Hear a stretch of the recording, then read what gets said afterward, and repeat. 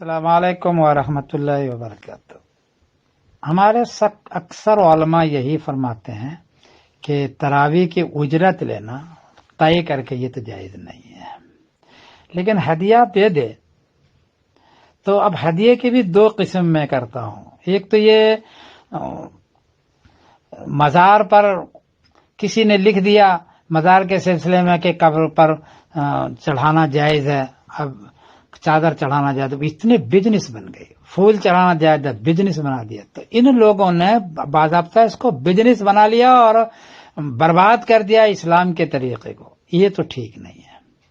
لیکن جو طلباء یا جو عوام علماء تراویح پڑھانے آتے ہیں اس میں سے اکثر بہت غریب ہوتے ہیں۔ میں نے دیکھا کہ 3 مہینے کا خرچہ صرف تراویح سے وہ نکالتا ہے، اور اس کے پاس ہوتا ہی نہیں بیچارے کے پاس۔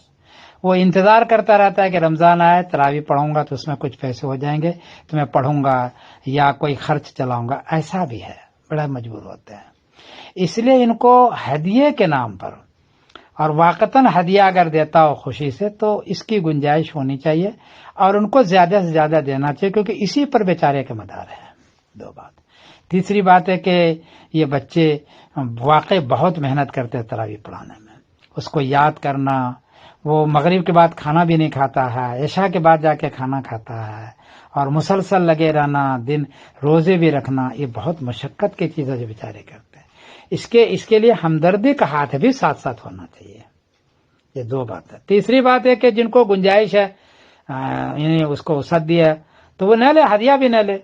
ہمارے برطانیہ کے اندر جتنے بھی حفاظ پڑھاتے ہیں، جو کہ ان کے پاس پیسے ہوتے ہیں، یہ جاب بھی کرتا ہے بہت سارا، تو کسی کو نہیں دیکھا کہ اس کو ہدیہ بھی دیتا ہو۔ میں البتہ 2-4 پاؤنڈ دے دیا کرتا ہوں، لیکن یہاں حفاظ کو ہدیہ دینے کا بھی رواج نہیں ہے، اور وہ لیتے بھی نہیں ہیں، وہ تقوی پر عمل کرتا ہے۔